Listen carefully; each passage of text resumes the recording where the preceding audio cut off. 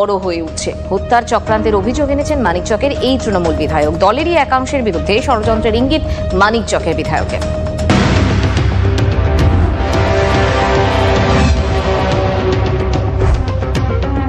দুলাল সরকার, আশা শেখ, এক মাসের মধ্যে তৃণমূলের দুজন নেতাকর্মী খুন হয়েছেন।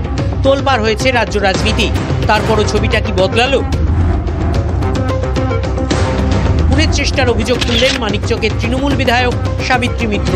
অভিযোগ, শনিবার রাতে বাড়ি ফেরার সময় তার গাড়িতে বারবার ধাক্কা মারার চেষ্টা করে অন্য একটি গাড়ি। শুধু তাই নয়, তার গাড়ি ঘিরে গুলি করার ছক ছিল। বিস্ফোরক অভিযোগ সাবিত্রীর। এদেরকে প্রথমটা ধাক্কা মেরে আমরা হয়তো পড়ে গেলে গর্তে এরা গুলি টুলি চালাতো, আর না হলে এরা পরবর্তীকালে থামিয়ে আমাকে চারদিক থেকে গাড়িটা ঘেরতো। এই জন্য এরা আমার সামনে থেকে আপনাকে ঘিরে ধরে গুলি মারার পরিকল্পনা ছিল? হ্যাঁ, গাড়িতে কয়েকজন লোক ছিল এবং ওরা মুখ বার করে দেখছিল, আমাদের গাড়িটাকে ফলো করছিল। এটা আমি বুঝতে পেরে গাড়িটা ঘুরিয়ে দিয়েছি। দলেরই একাংশের বিরুদ্ধে ষড়যন্ত্রের ইঙ্গিত তৃণমূল বিধায়কের। আমি মনে করছি যে এটা একটা ষড়যন্ত্র করে, এটা একটা বড় গেম প্ল্যান কিছু আছে এর পিছনে। আমি আজও বুঝতে পারছি না এটা কেন হলো। সামনে বিধানসভা নির্বাচন আছে, সেখানে কি কোনো রাজনৈতিক কোনো উদ্দেশ্য যাকে আপনাকে সরিয়ে দিলে কারো সুবিধা হবে? হতে পারে সেটা, এরকম মানসিকতা কিছু কিছু লোকের আছে।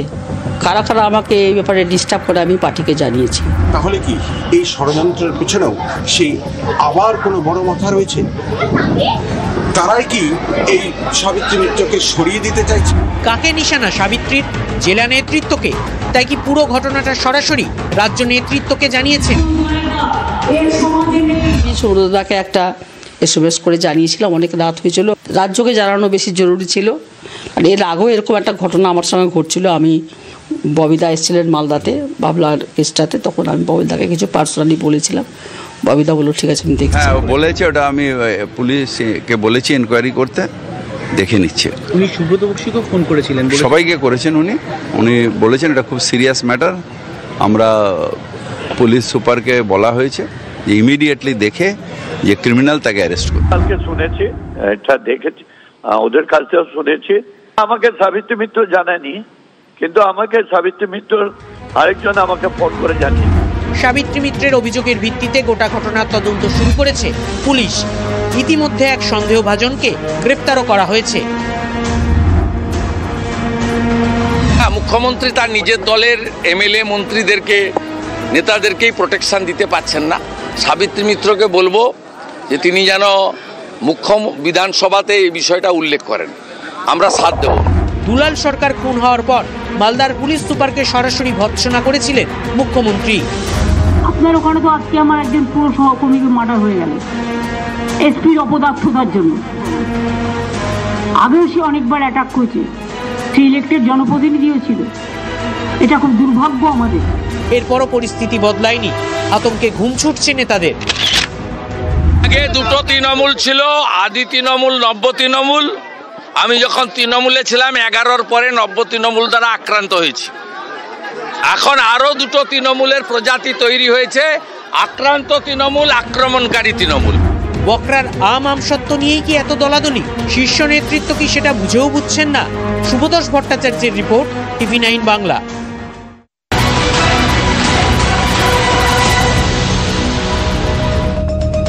আচ্ছা, শত্রু কি চিরদিন শত্রু থাকে? এই যেমন ব্যারাকপুরের অর্জুন সিং, কখনো বিজেপিতে কখনো তৃণমূলে, আপাতত তিনি বিজেপিতে রয়েছেন। আবার কি তৃণমূলে যাওয়ার বা অর্জুনকে দলে টানার চেষ্টা করছে তৃণমূল? নৈহাটের খুন নিয়ে প্রতিক্রিয়া দিতে গিয়ে জল্পনা কিন্তু বাড়িয়ে দিয়েছেন সুকান্ত মজুমদার। জল্পনা বাড়ছে পুলিশ কমিশনার বদল ঘিরেও। সিনেমার ক্লিপিংস নয়, নৈহাটির রাস্তায় হাড়হিম করা ছবি। দুষ্কৃতীদের হাতে এভাবেই খুন হন তৃণমূল কর্মী সন্তোষ যাদব। ঘটনার জন্য প্রাক্তন বিজেপি সাংসদ অর্জুন সিংকেই কাঠগড়ায় তুলেছে শাসক দল। ব্যারাকপুরে কিছু ঘটলেই কেন নাম জড়ায় অর্জুনের, খোলসা করে দিলেন বিজেপির রাজ্য সভাপতি। যাকে এখন আবার সিপি করে যাকে ফিরিয়ে আনা হলো, সে তো একসময় আমাদের সাংসদ অর্জুন সিং সেই সময় অভিযোগ করেছিলেন যে তার বিরুদ্ধে খুনের অভিযোগ, মানে খুন করার চক্রান্ত।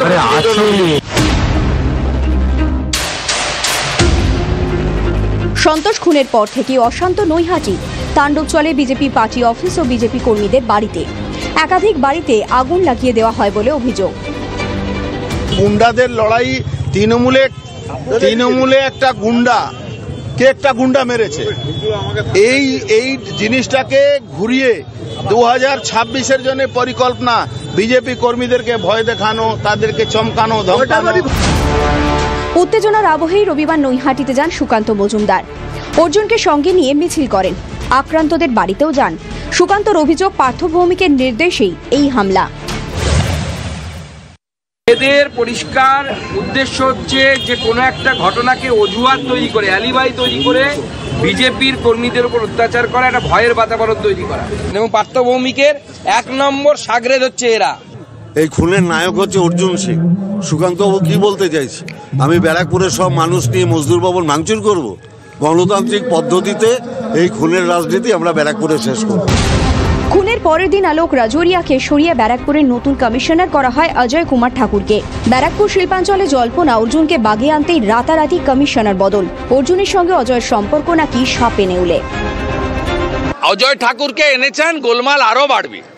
কারণ এই অজয় ঠাকুরের বিরুদ্ধে তৃণমূলের তৎকালীন নেতা ছিলেন, পরে বিজেপিতে এসেছিলেন, আমাদের বড় নেতা ছিলেন মনীষ শুক্লা। প্রকাশ্য সন্ধ্যায় খুন করার অভিযোগ রয়েছে এই অজয় ঠাকুরদের বিরুদ্ধে। শুধু তাই নয়, আগামী দিনে যেন বিজেপি নিজের পায়ে দাঁড়াতে না পারে, লড়াকু কার্যকর্তারা বিজেপির হয়ে লড়াই করতে না পারে, সেই জন্য এই চক্রান্ত এখন থেকে শুরু হয়েছে এবং এই ঠাকুর সাহেবকে সুপারি দিয়ে ওই জন্য নিয়ে আসা হয়েছে। ওখানে যে ঘটনাগুলো ঘটেছে তার মধ্যে তো বিজেপিতে যাওয়া, বিজেপিতে যাতায়াত করা, বিজেপিতে থাকা একটা বড় বাহিনী এসব কাণ্ড কারখানা করছে, সে তো বারবার প্রমাণিত। তো ফলে সেখানে পুলিশ চেষ্টা করছে আইনের শাসন ঠিকঠাক রাখতে। দায়িত্ব পেয়ে অ্যাকশনে নতুন সিপি। তৃণমূল কর্মী খুনের 2 দিন পর অক্ষয়গণ নামে একজনকে গ্রেফতার করেছে পুলিশ। নৈহাটি থেকে বিশ্বজিৎ দের সঙ্গে অনন্ত চট্টোপাধ্যায়ের রিপোর্ট, TV9 বাংলা।